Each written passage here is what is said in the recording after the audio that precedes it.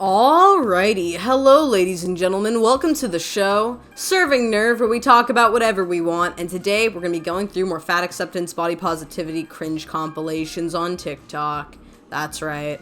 So yeah, let's just get into this. Alrighty, my people, I just want to interject that I do have a Patreon, and I do want to point out that if you want to support the channel, there is exclusive content on there, and I upload once a week. So yeah, if you want to check it out and support the channel, cool. If not, then let's get on with the video. Don't ever let anyone tell you that body dysmorphia is not real, because these are all photos that I've never posted, because I hyperfixate on my double chin. The dysmorphic aspect of it goes like this. I see my double chin in a photo. I think to myself, I'm so fat. I'm not worth posting. I'm worthless. That's how dysmorphia works. It grows into an actual identity of yourself. I just want to mention this. This girl's obviously, from what I can guess, a plus-size model. There are some images here that obviously don't show her as, like, the perfect, like, size 0 model or something like that. So obviously, like, she's gonna be picking flaw with herself, maybe a little bit in a different direction. I personally don't see anything wrong with some of these pictures. I think that she looks fine. But bypassing that, I do want to talk a little bit about body dysmorphia, because I've personally had body dysmorphia at multiple weights in my life, being underweight, overweight.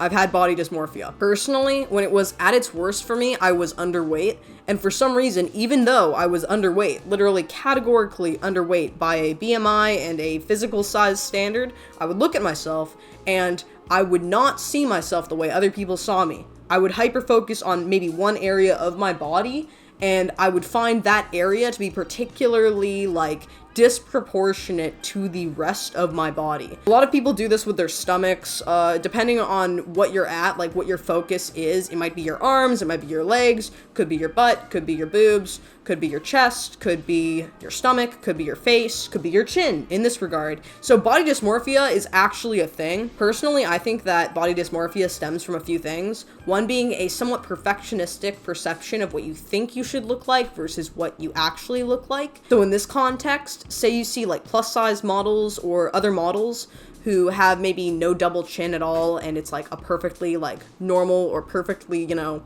perfectly shaped face, and then yours isn't the same as theirs or doesn't look anything close to it, and maybe you have a little bit of fat around your face, maybe your face is fuller, maybe you have a more rounded face, you're gonna think that you don't look right, that you have a double chin, that you're ugly. You're gonna have these negative perceptions and connotations with that part of your face. Same thing with maybe not being a perfect hourglass figure or a perfectly, you know, shredded person, or having six-pack abs or something like that. You might be poking and prodding at yourself, going like, why do I not look the same as these other people in pictures, even though I'm the same weights as them? Or, you know, whatever. It's just you have a poor perception of yourself, and you compare yourself a lot to other people, and you can't seem to match that. Even if you can, you don't see yourself as matching that. You see yourself in a different way than you actually are. And this is actually an issue with severely underweight people, particularly people who come from severe eating disorders. What they'll do is they'll see themselves as usually fat when they aren't actually fat, when they're actually underweight. And for some reason, there's this part of your brain that just doesn't understand that you're underweight anymore. Like, you start becoming delusional, I think through starvation, which is another key factor here. There's some sort of thing that happens, and I think this happened in the Minnesota starvation experiment as well with these healthy adult men, is you start developing body dysmorphia through starvation as well. So it's not just like finding other people look different than you and you questioning yourself. Sometimes it's physiologically induced and like mentally induced through starvation. And you'll start seeing yourself as fat when you're actually not fat. Like if you're maybe a little bit more bloated than usual, or maybe you ate some food and you usually don't eat food, then you'll look at yourself and you'll be like, oh my god, I'm fat. How'd this happen?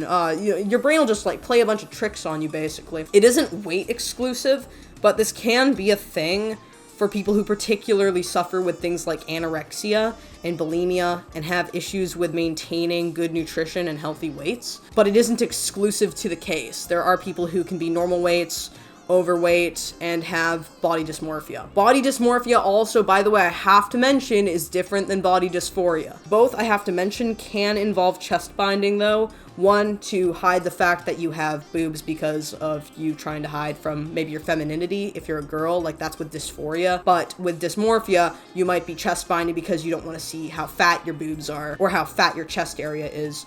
Like binding your chest, using a like band around your stomach trying to bind things, suck in your stomach, starving yourself, or having specific angles that you prefer yourself, or not wanting to look at yourself, or wanting to obsessively look at yourself, weighing yourself obsessively. All of those things tend to entail dysmorphic perceptions of your body, and that hyper focus and fixation on what you think you should look like versus what you look like or what you think you look like all basically gets into this mix of fucking you up in the head really badly. It's the only way I can explain it if you've never experienced it before. But body dysmorphia 100% is a real psychological disorder, and it affects like tons of people. Not even just underweight people, but tons of people. So I have my sympathies because it's really a confusing disorder. If you're mentally sound, it's kind of comical.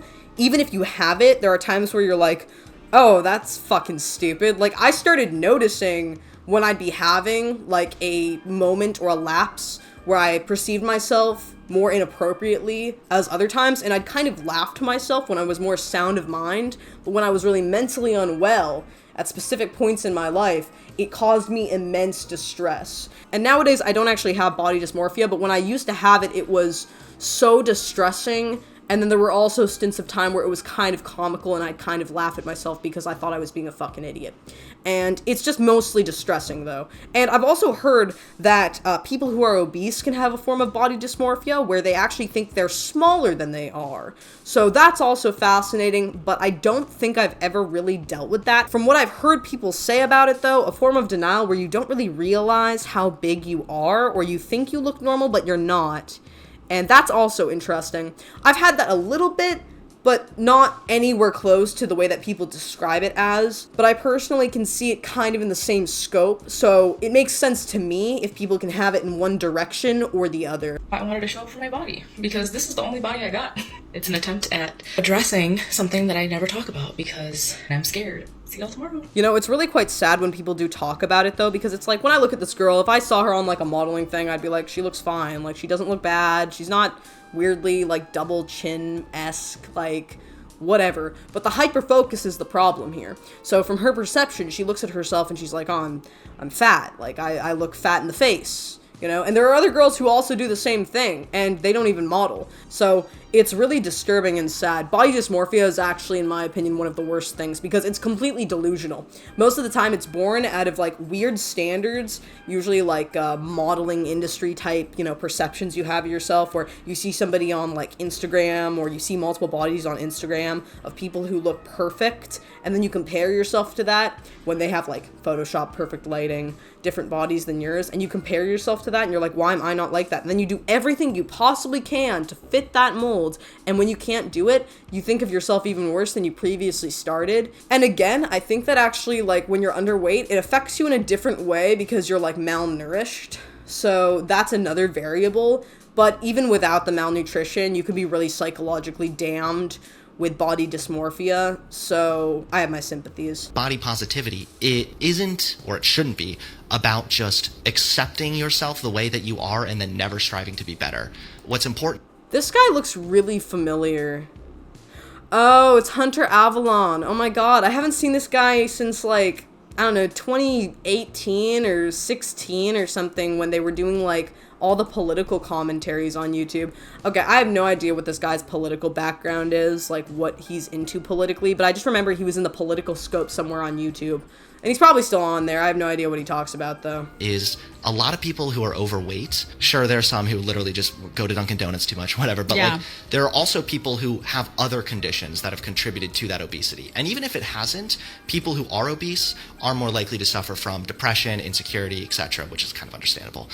Okay, so far what he's saying, not super crazy. The one thing I have to say, though, is we're already getting into a territory where a lot of people can easily hear this, and they can go like, I have all these conditions that contribute to my obesity, and therefore I will appeal to futility and not change for the better. Oh, I've got hormonal issues, so I'm just gonna lie in bed because I don't feel good, and I don't want to overwork my body, or oh, I've got this issue with me, so I can't eat tuna, and that's a leaner protein than pork, but oh, I got only these options, so whatever. People just make excuses for themselves. I'm sorry I'm not being very great at making examples for those excuses. But when I hear this, some people will use these kinds of issues they have, or these potential issues that some overweight people have, as an excuse to why they cannot change for the better, when in reality they do need to better themselves. So that is a concern that I already have hearing this. But another thing I want to point out is, you know, the feelings of shame, insecurity, depression, anxiety in fat people. That's understandable. When I was overweight, I felt a little bit more of that, but also when I was underweight, I felt a little bit more of that. I think that when you're in a physical extreme,